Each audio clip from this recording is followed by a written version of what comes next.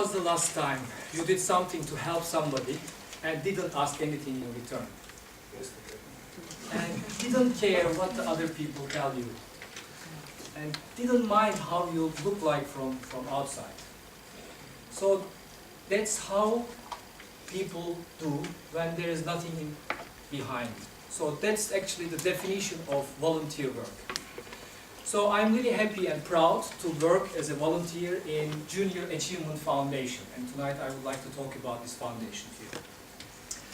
Junior Achievement Foundation is working to reach young people between the ages of 13 to 30 to teach them about financial literacy with the help of a lot of hardworking and sacrificing teachers to teach them about entrepreneurship.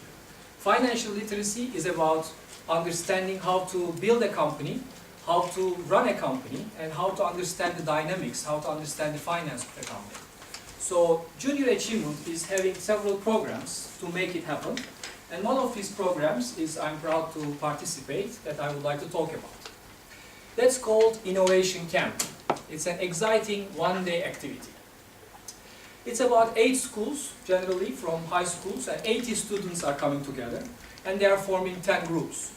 So the nice thing is, this is not a school competition. It's not school-to-school competition, but the groups are coming, forming students from different groups. So imagine you haven't met anybody in your team, and in a very short time you have to deliver, you have to make a task. So that's a nice challenge. So there are companies supporting this innovation camp, and my company, General Electric, has done 3 of these camps in the last 3 years. And I was in 2 of them jury and 1 as a mentor. I'm really happy to be part of that.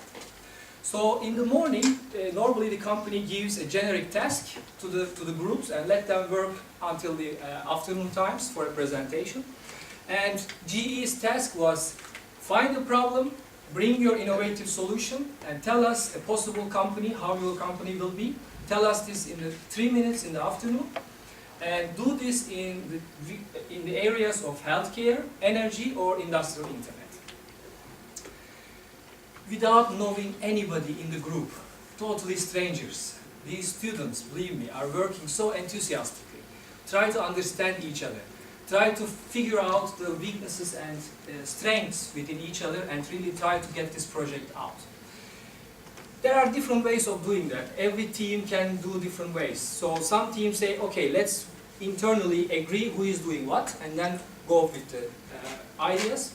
Or some others say, first throw ideas, whatever you have in mind, and then from there let's select an idea and go from there. Okay, so there are different ways of doing that. So, it's 4 p.m. now. Very exciting. All the teams are in the room, and it's now presentation time. We have a strict 3-minute rule here. At exactly 3 minutes, they have to stop. And in these 3 minutes, they have to tell what was the problem, what is their solution, and what did they do to solve this solution, and if we actually find a company with this product, how this company will work, how much you will sell to whom, etc., etc. And and in these last 3 years, I saw some nice events, some experience that I would like to go through again with you. There are some projects. For example, you may ask what kind of projects are coming out after all this one-day work. One project was put a small windmill next to the highways, and when the cars are passing, they're already passing, with created air, create energy, produce energy. That was a very nice one. Another one was a group created a little box, and they say that with this box we thought about everything. With this box you can get a full blood test. You don't need to go to hospital. That was a tough one to convince everybody. So there was one event I found also interesting, that a team, they first couldn't agree on which way to go, what projects to pursue, what projects to discuss.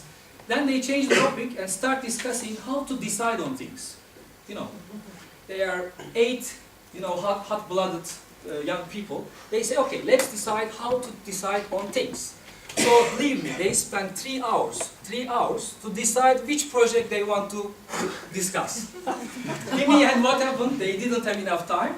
to actually mature this project and actually to prepare this presentation. So they didn't have enough time, so that was a lot of fun.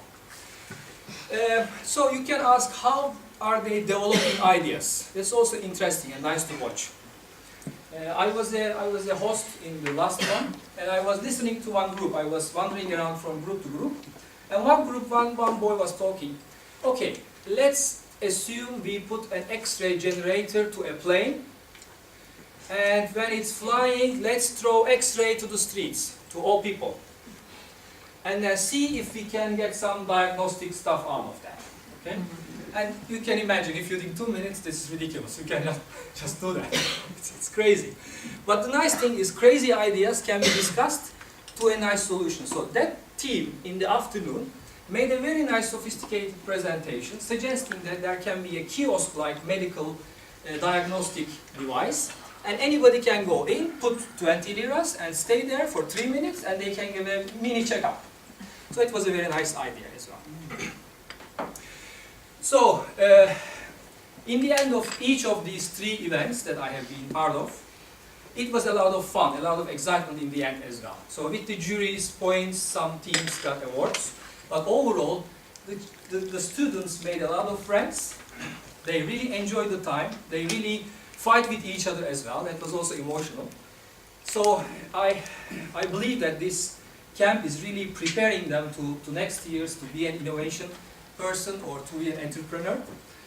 So I think this camp or this organization is really helpful with the purpose of junior achievement. So I'm really happy to be part of this organization, working as a volunteer, and see people amuse each other. And I'm inviting you to join me to get this pleasure helping these future entrepreneurs. Thank you very much.